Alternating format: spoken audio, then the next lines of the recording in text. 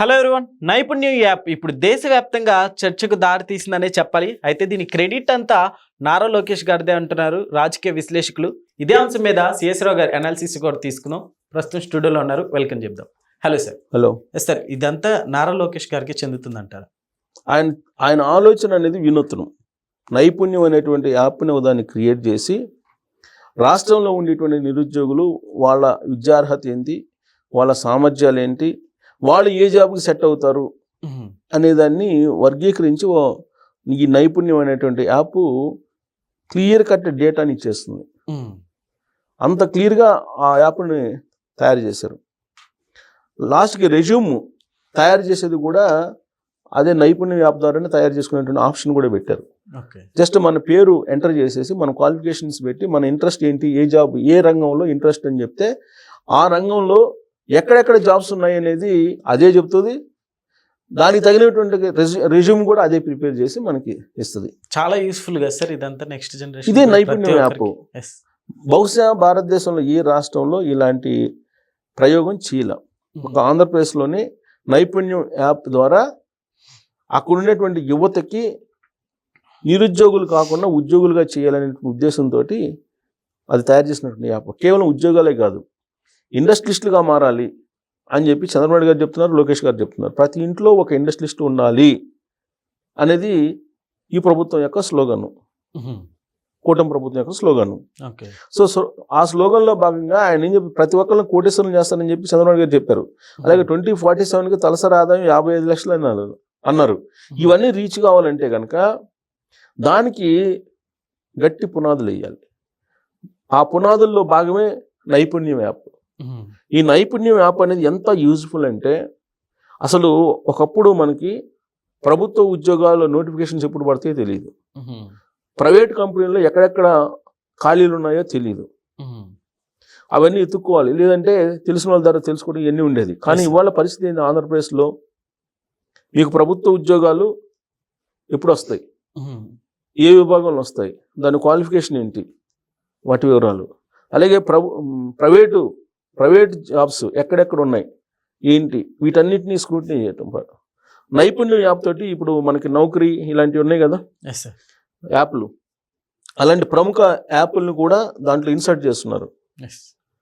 అంటే single window విధానం ఏదైతే ఉందో, బిజినెస్ ఇండస్ట్రియలిస్టులను ఆకర్షించడానికి సింగిల్ విండో విధానం ఏదైతే పెట్టారో, ఆ సింగిల్ విండో విధానం ద్వారా ఇప్పుడు ఉద్యోగాలు ఇప్పించేటువంటి విధంగా నైపుణ్యం యాప్ని తీర్చిదిద్దారు.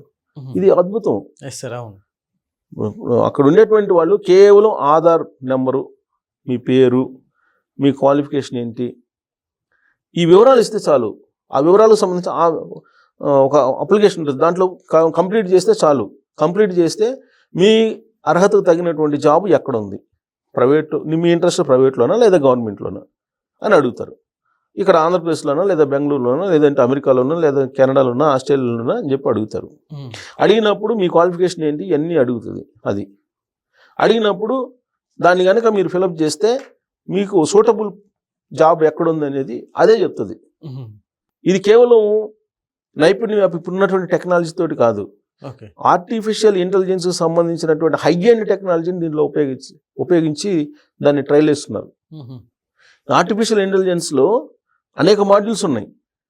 డీప్సీక్ అని, జెమినీ అని, గ్రోక్ అని, చాట్ జీపీటీ అని చాలా రకరకాలు ఉన్నాయి. వీటిలో హై ఎండ్ టెక్నాలజీని తీసుకొని ఆర్టిఫిషియల్ ఇంటెలిజెన్స్లో ఈ నైపుణ్యం అనేటువంటి యాప్ని తయారు చేశారు.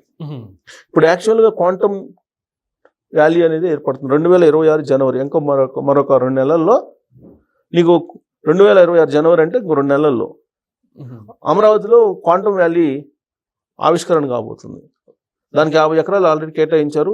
దాదాపు టవర్స్ ఎలా ఉంటాయి ఏంటి అనేది డిజైన్ కూడా బయటకు వచ్చింది. దానికి టీసీఎస్, ఐబిఎం ప్లస్ ఎల్ఎన్టీ ఈ 3 సంస్థలు కలిసి సంయుక్తంగా ఈ క్వాంటమ్ కంప్యూటర్స్ని తయారు చేస్తున్నారు. దాంట్లో ఆర్టిఫిషియల్ ఇంటెలిజెన్స్ ఇన్వాల్వ్ చేస్తున్నారు. ఈ ఆర్టిఫిషియల్ ఇంటెలిజెన్స్ని ఇన్వాల్వ్ చేయడం ద్వారా ఈ నైపుణ్యం యాప్ ఇంత పర్ఫెక్ట్గా, ఇంత ఎఫెక్టివ్గా పనిచేస్తుంది. ఇంకా ఏ యాప్ పనిచేస్తుంది. ఆల్రెడీ నౌకరీ లాంటివి చాలా ఉన్నాయి. ఇప్పుడు జాబ్ కోసం పెట్టినటువంటి ప్లాట్ఫామ్స్ చాలా ఉన్నాయి. ఈవెన్ మైక్రోసాఫ్ట్ కూడా ఉన్నట్టుంది, మైక్రోసాఫ్ట్ కూడా ఒకటి ఉంది. కానీ ఇప్పటి వరకు ఉన్నటువంటి ప్లాట్ఫామ్స్లో అత్యంత యూజర్ ఫ్రెండ్లీగా చాలా విస్తృతమైనటువంటి సమాచారాన్ని సేకరించి మనకి మీరు పలానా చోట మీరు సూటబుల్ అని చెప్పి చెప్పేటువంటి యాప్ నైపుణ్యం యాప్. ఇప్పుడు ప్రైవేట్ కంపెనీల్లో మనకు తెలియదు ఎక్కడెక్కడ ఏమున్నాయో, కానీ అది చెప్తుంది. కాకపోతే మీరు చేయాల్సింది ఏంది, కేవలం మీ ఇన్ఫర్మేషన్ ఇవ్వటమే. దానికి మీ ఇన్ఫర్మేషన్ ఇస్తే చెప్పేస్తుంది. ప్లస్ దానికి తగ్గట్టుగా మీకు సమాచారాన్ని మొత్తాన్ని క్రోడీకరిస్తున్నాడు. డేటా కావాలి కదా. డేటా అనేది రాబోయేటువంటి రోజుల్లో ఒక ఎకానమీ అండి, డేటా ఎకానమీ. అది నాలెడ్జ్ ఎకానమీ ఎలా, డేటా ఎకానమీ కూడా అంతే. ఎవరి దగ్గర అయితే డేటా ఉందో వాళ్ళే సూపర్. ఎంత ఎక్కువ డేటా ఉంటే వాళ్ళే అంత అల్టిమేట్ అని చెప్పి అనుకోవాలి. ఎందుకంటే సమాజంలో డబ్బు ఉన్నటువంటి వాళ్ళే గొప్పవాళ్ళు మొన్నటిదాకా. కానీ ఇప్పుడు నాలెడ్జ్ ఎకానమీ, నాలెడ్జ్ ఎవరి దగ్గర ఉందో వాళ్ళే గొప్పవాళ్ళు. అందుకే కదా నార్మల్ ఫ్యామిలీ నుంచి వచ్చినటువంటి సత్యనారాయణ లేదంటే సుందర్ పిచ్చి ఇలాంటి వాళ్ళు ఇవాళ ప్రపంచంలోనే టాప్ కంపెనీలకు సీఈఓలుగా ఉన్నారు. నాలెడ్జ్ ఎకానమీ అంటే అది. రాబోయే రోజుల్లో డేటా ఎకానమీ, నాలెడ్జ్ ఎకానమీకి ప్యారలల్గా డేటా ఎకానమీ రాబోతుంది. మీ దగ్గర ఎంత డేటా ఉంటే అంత మీరు సుసంపన్నంగా ఉన్నట్లు లెక్క. అలానే నైపుణ్యం యాప్కి కూడా రకరకాల డేటాని తీసుకొచ్చి దానికి అందిస్తే కనుక అప్పుడు నీకు అవుట్పుట్ వస్తుంది మనకి. లేదంటే రాదు కదా అవుట్పుట్. దానికి తగ్గట్టు మరే రాష్ట్రంలో లేని విధంగా ఆంధ్రప్రదేశ్లో స్కిల్ ఆడిట్ చేశారు. స్కిల్ ఆడిట్ మంగళగిరిలో దాన్ని నమూనాగా చేశారు. మంగళగిరిలో సక్సెస్ అయింది. అందుకే రాష్ట్ర వ్యాప్తంగా స్కిల్ ఆడిట్ చేస్తున్నారు. స్కిల్ ఆడిట్ చేసి ఆ స్కిల్ ఆడిట్ ద్వారా ఎక్కడెక్కడ వీళ్ళు పనికి వస్తారనేది వాళ్ళు ఐడెంటిఫై చేస్తున్నారు. ఇక్కడ ఐటీఐ కానీ పాలిటెక్నిక్ కాలేజీలు కానీ వీళ్ళు ఇక్కడ చదివినటువంటి వాళ్ళు ఎవరు నిరుద్యోగులు ఉండడానికి లేదు. వాళ్ళకి ట్రైనింగ్ ఇచ్చి ఇండస్ట్రీకి కావాల్సినటువంటి విధంగా వీళ్ళని తయారు చేసి వాళ్ళకి అందించేటువంటి ప్రక్రియని ఆంధ్రప్రదేశ్ ప్రభుత్వం చేస్తుంది. స్కిల్డ్ లేబర్కి డిమాండ్ ఎప్పుడు ఉంటుంది, అన్స్కిల్డ్ లేబర్కి మాత్రమే డిమాండ్ ఉండదు. ఈవెన్ దుబాయ్ వెళ్ళినటువంటి వాళ్ళు, గల్ఫ్ కంట్రీస్కి వెళ్ళినటువంటి వాళ్ళు స్కిల్డ్ లేబర్ ఎవరు కూడా ఇబ్బంది పడట్లేదు, అన్స్కిల్డ్ లేబరే ఇబ్బంది పడుతున్నారు. అందుకే స్కిల్ ఆడిట్ చేసి ఎక్కడెక్కడ ఎవరిని ప్లేస్ చేయాలి అనేది ఇప్పుడు ఆంధ్రప్రదేశ్ ప్రభుత్వం నైపుణ్యం అనేటువంటి యాప్ ద్వారా చేస్తుంది.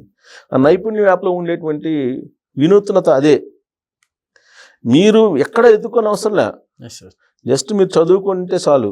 మీ చదువు, మీ మార్కులు ఇవన్నీ ఉంటాయి, డీటెయిల్స్ అవి ఇచ్చేస్తే చాలు. క్లియర్గా ఆ యాప్ ద్వారా చెప్పేస్తుంది మొత్తం. ప్రైవేట్ కంపెనీలో మళ్ళీ ఎప్పుడు జాబ్స్ రాబోతున్నాయి కూడా చెప్తుంది. అలాగే నెక్స్ట్ రాబోయేటువంటి 1 yearలో లేదంటే రాబోయే 5 yearsలో ఏం చదువుకుంటే భవిష్యత్తు ఉంటుంది అనేది కూడా దాంట్లో ఉంటుంది. సో ఇన్ని రకాలుగా ఉపయోగపడేలా యాప్ని తయారు చేశారు. దీంతోపాటు విద్యా వ్యవస్థను కంప్లీట్గా మారుస్తున్నారు. రాబోయేటువంటి రోజుల్లో ఏ రంగాలు ఎలా మారుతాయని చెప్పి ఒక అంచనాకు వచ్చిన తర్వాత విద్యా వ్యవస్థను సమూలంగా లోకేష్ గారు మార్చేశారు. ఎవరికి కావాల్సినటువంటి, ఎవరికి ఇంట్రెస్ట్ ఉన్నటువంటి సబ్జెక్ట్ని వాళ్ళు తీసుకునేలాగా విద్యారంగాన్ని మార్చేశారు ఆంధ్రప్రదేశ్లో. గతంలో నువ్వు బైపీసీ, ఎంపీసీ ఈ రెండే ఉండేది, లేదంటే ఎంబైపీసీ మహా అయితే. అంతకుమించి ఏముండేవి కాదు.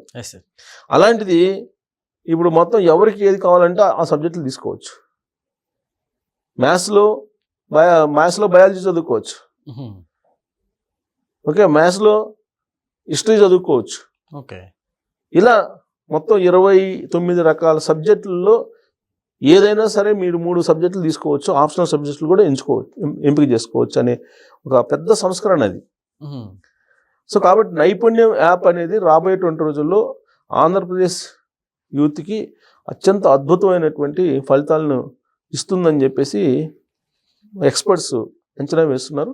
ఇది ఆంధ్రప్రదేశ్లో సక్సెస్ అయితే ఖచ్చితంగా మొత్తం భారతదేశం చూస్తుంది. ఇప్పటికే స్కిల్ ఆడిట్ వైపు చూస్తుంది, స్కిల్ ఆడిట్ చేసి ఏం చేస్తున్నారు అనేది. అలాగే ఇప్పుడు నైపుణ్యం యాప్ ద్వారా ఏం చేస్తుంది ఆంధ్రప్రదేశ్ ప్రభుత్వం అనేది చూస్తుంది. అందుకే బహుశా నేను అనుకోవటం, ఆంధ్రప్రదేశ్ మోడల్స్ని కొన్నిటిని బీహార్లో ఎన్నికల ప్రచారంలో వాడుకుంటున్నారు. సో కాబట్టి రాబోయే రోజుల్లో ఆంధ్రప్రదేశ్ ట్రెండ్ సెట్టింగ్ చేయబోతుంది, ట్రెండ్ సెట్టర్గా మారబోతుంది ఆంధ్రప్రదేశ్. లోకేష్ గారు దానికి సారథి కాబోతున్నారు అనేది చెప్పొచ్చు. Okay sir, thank you.